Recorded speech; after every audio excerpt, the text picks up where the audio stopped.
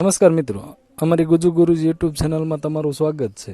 આજના વિડીયોમાં આપણે જે સ્વીપ સેટની અંદર પ્રથમ સત્રાંત પરીક્ષાના દરેક વિષયના માર્કની એન્ટ્રી કરવાની છે તે કઈ રીતે કરશું તેનું માર્ગદર્શન મેળવીએ. સૌ પ્રથમ તો આપણે સ્વીપ સેટ ખોલી લેવાનું છે. સ્વીપ સેટની અંદર આવું ક્ષમતા આવું બતાવશે. જો તમારે સ્વીપ સેટની અંદર આ ક્ષમતાનું ઓપ્શન ના બતાવતા હોય તો તમારા CRC દ્વારા પણ ડેટા એન્ટ્રી કે પ્રથમ સત્રાંત ગુણના માર્કની એન્ટ્રી માટે થઈ અને એક લિંક મોકલવામાં આવી છે, જેના ઉપર ક્લિક કરતાની સાથે જ જેમાં તમે ઓનલાઈન હાજરી પૂરો છો અને મધ્યાહન ભોજનના આંકડા પણ આપણે અપડેટ કરીએ છીએ, તે જ સ્વીપ સેટની અંદર આ ક્ષમતા આવી જશે. તો સૌપ્રથમ તો ક્ષમતા ઓપન કરવા માટે તમારે શાળાનો ડાયસ કોડ અને શિક્ષક કોડની જરૂર પડશે. અહીં મેં અગાઉથી લોગિન કરી રાખ્યું છે, તો એના માટે થઈ અને મારે શિક્ષક કોડ કે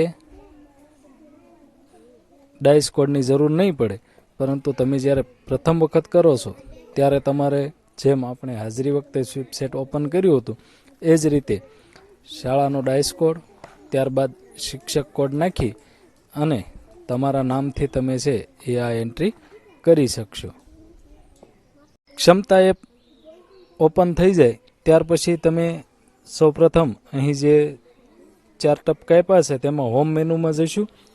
હોમ મેનુમાં ક્લિક કરતાની સાથે તમને છે એ વિદ્યાર્થીના ગુણ એન્ટર કરો અને સારાંશ જુઓ, આવા 2 ઓપ્શન જોવા મળશે. તેમાં સૌપ્રથમ આપણે વિદ્યાર્થીના ગુણ એન્ટર કરો એની અંદર ક્લિક કરશું એટલે આપણને સૌપ્રથમ તો ધોરણ પસંદ કરવાનું કહેશે. તો તમે કયા ધોરણની એન્ટ્રી કરવા માગો છો? પ્રથમ સત્રાંત પરીક્ષાની એન્ટ્રી કરવાની હોવાથી 3જું ધોરણ, 4થું ધોરણ, 5મું ધોરણ અને 6, 7, 8ની એન્ટ્રી કરવાની થાય છે. તો અહીં આપણે છે એ સૌપ્રથમ ધોરણ સિલેક્ટ કરી લઈશું.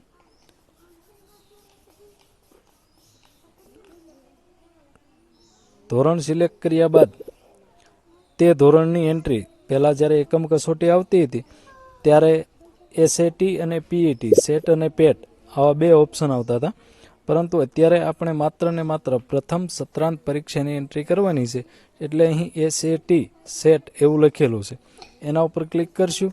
મિત્રો, જેમ જેમ પેપર લેવાતા જશે તેમ તેમ અહીં જે ક્ષમતા છે તેમાં વિષય પણ ઉમેરાતા જશે. પાછળ જે તે વિષયની એન્ટ્રી ઓપન થઈ ચૂકી છે તેની તારીખ બતાવતા હશે. તો અહીં શરૂઆતનું જે પ્રથમ પેપર હતું આપનું 7/10/2025ના રોજ ગુજરાતીનું, તો અહીં ગુજરાતી ફર્સ્ટ લેંગ્વેજ આવું બતાવશે.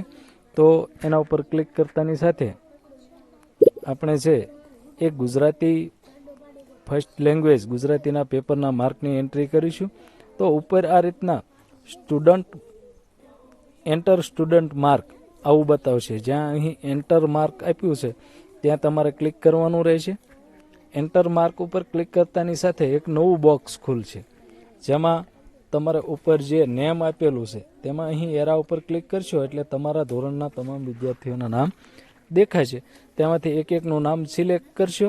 પછી તે એક્ઝામમાં પ્રેઝન્ટ હતું કે એબસન્ટ, જો એબસન્ટ બતાવો તો કોઈ સવાલ નથી, પણ પ્રેઝન્ટ આપણે દરેક બાળકની એન્ટ્રી કરવાની છે એટલે પ્રેઝન્ટ બતાવશું.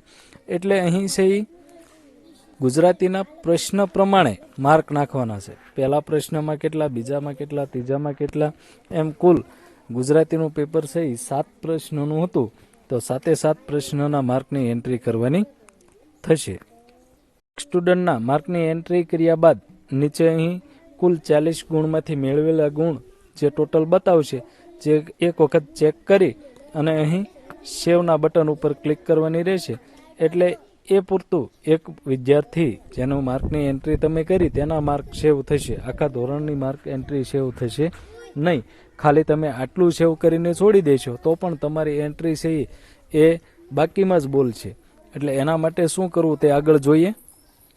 મિત્રો, દરેક વિદ્યાર્થીની માર્કની એન્ટ્રી આપણે કર્યા બાદ સેવ કર્યા પછી આપણને એવું લાગે કે સેવ થઈ ચૂકી છે, પરંતુ તે માત્ર અહીં એના નામની સામે તમે માર્ક જોઈ શકશો, પરંતુ તે એન્ટ્રી પૂરેપૂરી સેવ થયેલી નથી.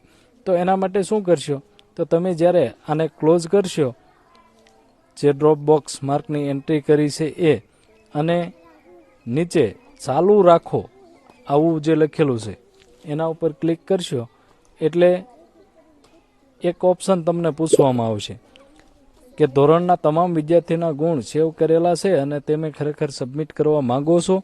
પછી નોંધ કરેલી છે કે એક વખત સબમિટ કર્યા પછી ગુણમાં સુધારો કરી શકતા નથી. અહીં તમે હા એવું ક્લિક કરશો ત્યારે છે એ તમારા ધોરણની ડેટા એન્ટ્રી છે એ સંપૂર્ણપણે સબમિશન સફળ આવું લખેલું આવશે અને એ માર્ક પૂરા એન્ટર થઈ શકશે. આભાર.